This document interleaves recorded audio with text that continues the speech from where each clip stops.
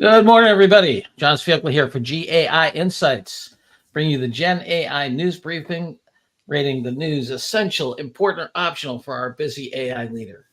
Today, we've got lots of things going on. We have new opportunities from NIST to participate in standards and so forth. We've got some announcements around investment and research into investment in generative AI in pharma and healthcare. So a lot to cover today. So let's see, Ankash, why don't you start us off with the first article, please? Sure, John. So the first one that we have for today comes from GitHub. So GitHub Co-pilot can now help anyone start a project with GenAI. So basically, earlier it used to help people provide code when they were in the middle of it, and now it can suggest ideas on how to start coding a project as well. All right, we got GitHub now going vertically integrating more into the stack, the ability to create. Paul, what do you think of this one? You know, I actually rated this one as important. I realize it's just a wait list, but the video is very compelling. And one thing I really thought, I love the term co-pilot native workspace. And I think that's a term that the AI leaders can understand and help to get bug justification. And just as we've seen the gaming industry so far ahead of a lot of other industries, I think software development is ahead of a lot of the other functional areas like sales and marketing. So I rated it important. Adam, where are you on this?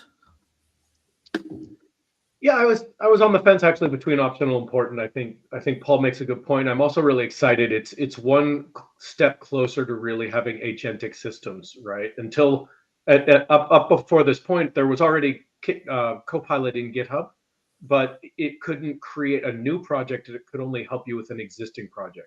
And so for it to now be able to basically start an instance of a new code base, that's a very important step forward in terms of being able to have these things actually autonomously build and develop on our behalf.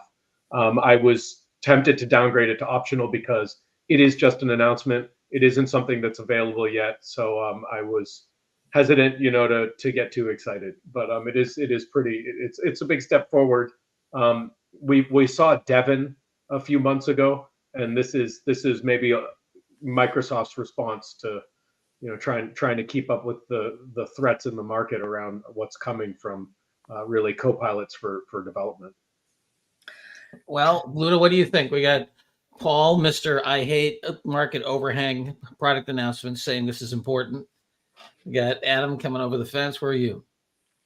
So as a news, I was rating it optional, but I think from the point of view of the start of the project, I think it is important, and that's maybe what we should stress. My own experience when I tried to get ChatGPT to write a program from scratch, I ended up, after many ways of prompting it, I ended up providing a skeleton of a design of the program, in essence, the algorithm. And then there was no problem to generate the code. So I think this is a critical step in providing a structure in which the software engineer can say, create a program or do the program that does this and this and that, and then a whole bunch of pieces come together to help do that. So I agree with important. All right, important it is. I'm there as well. Next. Okay, the next one is from NIST, and they have launched a new platform to assess generative AI models. Well, I wish our friend David was here as he laments the lack of standards. And here we have the National Institute of Standard and Technology from the Commerce Department saying, hey, come on along. Luda, what do you think of this initiative? Even though I'm very stingy with essentials, I rated this as essential. Woohoo! Wow. I know. Open large. Must be the vacation. Okay. It's a news that executives must know. This is a government body. They will be slow like molasses, right? But nonetheless, they're here. And with the help of the software development community and in general, the AI community, I think they could become a standard. So I applaud this move, finally. We talked about the empty space that needs to be filled in standards. I think it is very important that they're taking the baton. So it's essential for me. All right, we go from essential to Paul. Where are you on this thing? I'll support essential. Whoa. All right. How about hey, Adam? You and I were at optional. You want me? Yeah, no, I mean, maybe I'm just a little hesitant to give too much weight to the government's ability to really execute on something like this too successfully. I agree it's important that we have these standards, and I just feel like this is, I don't know, it's just a bit of an announcement more than any real meat on the bones. So All right. I don't know. I hear what you're saying, Luda. Though I think I would happily land on important, elevating at least so that it's something people are aware of that's going on. All right. Well, Michael Novak's weighing in on essential here. I was optional because the announcement, not because it's not important in time. It's just because it's an announcement of give us your models, right? And we'll. Right, but John and Adam, remember, yes, I'm totally. I said it will be slow like molasses. It's government, and I remember I grew up in the Soviet Union. I'm all against government, so it's not that I'm saying the government will be the standard body, but somebody who has the power to enforce the standards potentially is the right body. And this is an open community that recognizes the need for standards, especially in the deep fakes where they're going to start. So I think they will get a lot of support. So, and the fact that they are putting their stake in the ground, I think that's important and essential. Yeah. All righty. Okay. I will weigh in on essential as well. Let's get the quality thing going, government enforcement. All right, comrade, we are going essential. All right. Mysterious new model. Next. Yes. So this has been on Twitter all night. People are talking about this new model called GPT-2 chatbot, and seems like it's a new GPT-4 class model from OpenAI, because then Sam Altman also mentioned this in one of his tweets. But seems like the performance is better than GPT-4 at least, and people are really impressed by this one. All right. So, Adam, you've had a full day to digest this, living in the software world. What do you think of this? I'm actually weighing in as optional. Believe it or not, I think there's a lot of speculation. We know very little. This thing literally just showed up on one of the platforms where you can chat with open source models. The fact that Sam Altman made mention of GPT-2, he didn't mention GPT-2 chatbot. He mentioned GPT-2, and if you actually go back to the archives, I found an article from February of 2019 titled "Scientists Developed an AI So Advanced They Say It's quote unquote too dangerous to release." And that was GPT-2, right? We're now on GPT-4. So there's speculation that this may not be 4.5 or a 5, that this is actually just a fine tuning of that GPT-2 from way back.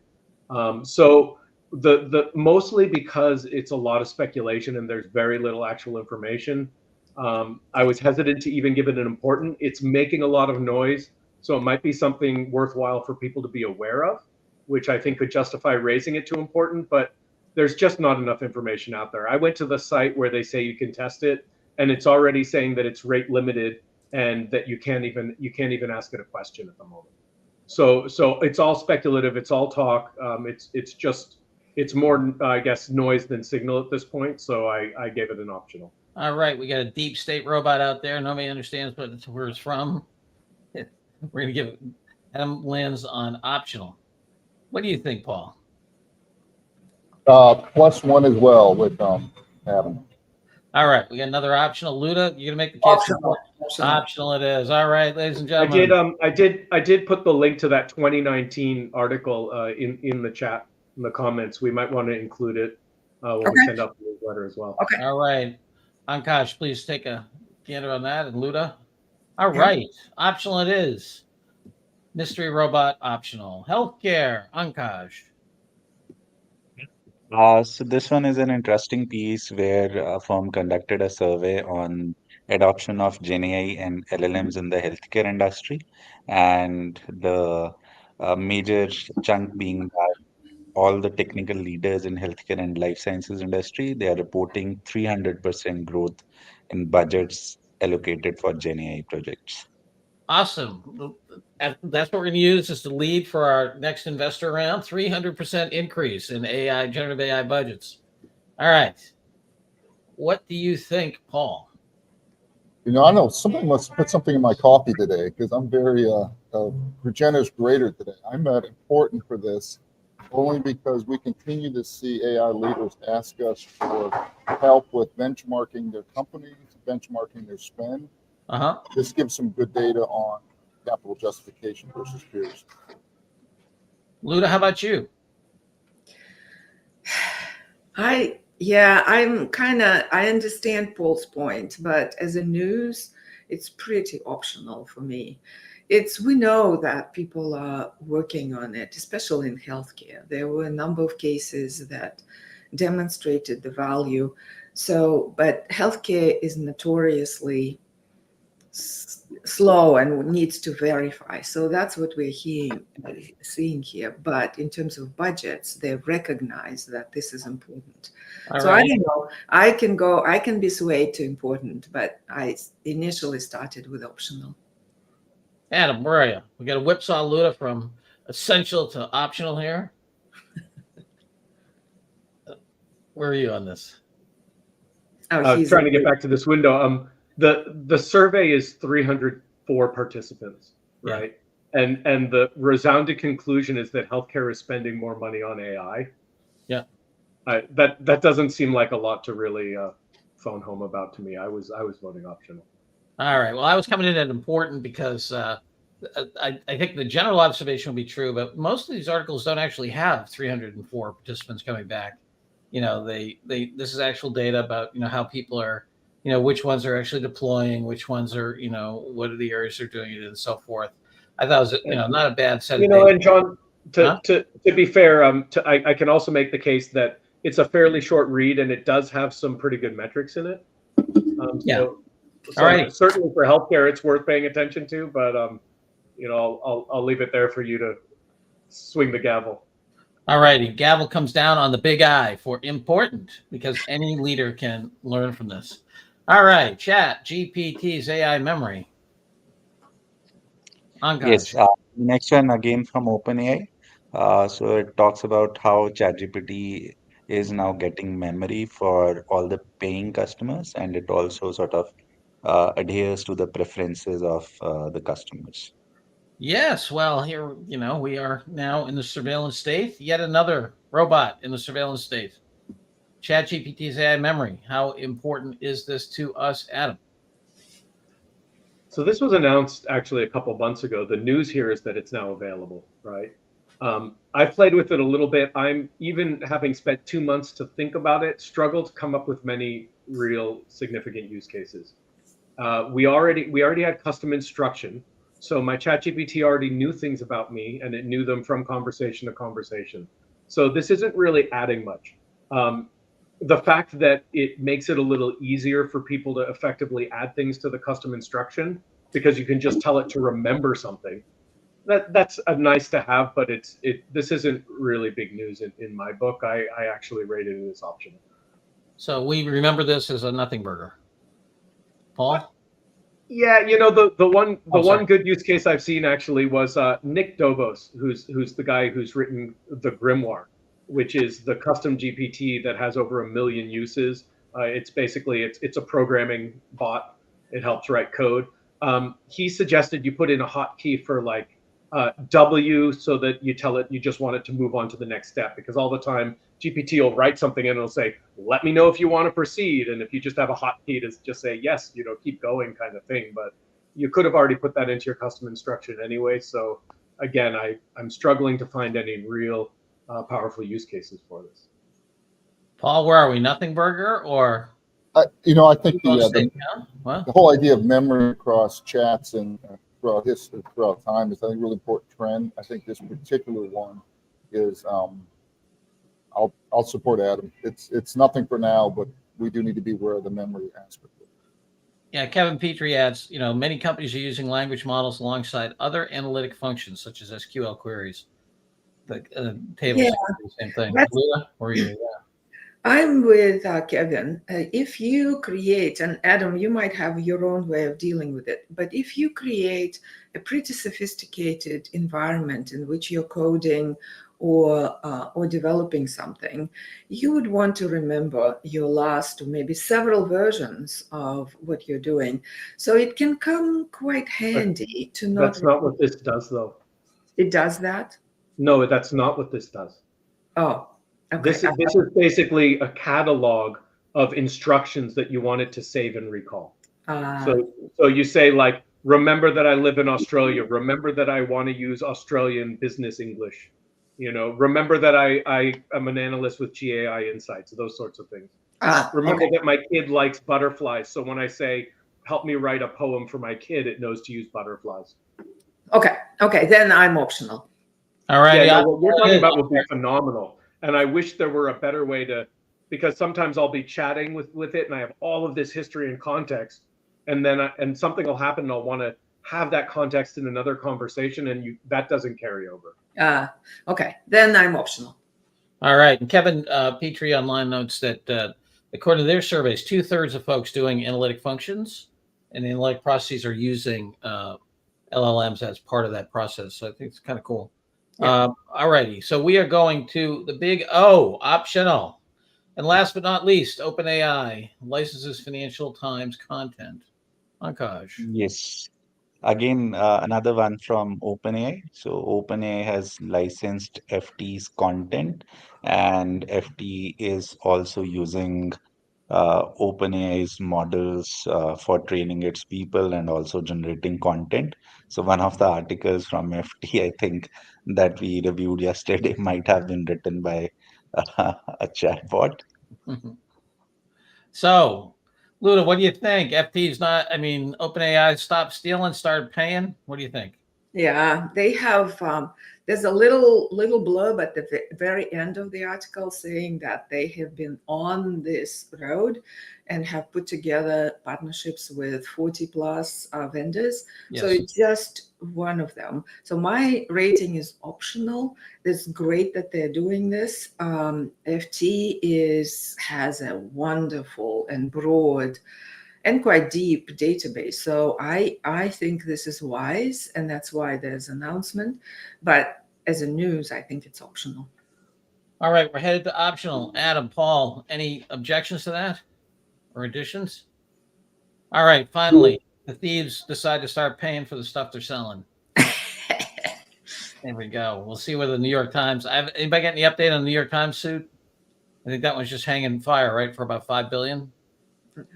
Yeah. Anyway, I'm sure the New York Times has some decent attorneys. All right. Woo, we popped up with an essential here. So we got the GitHub Co-pilot, important. NIST, essential, comrade.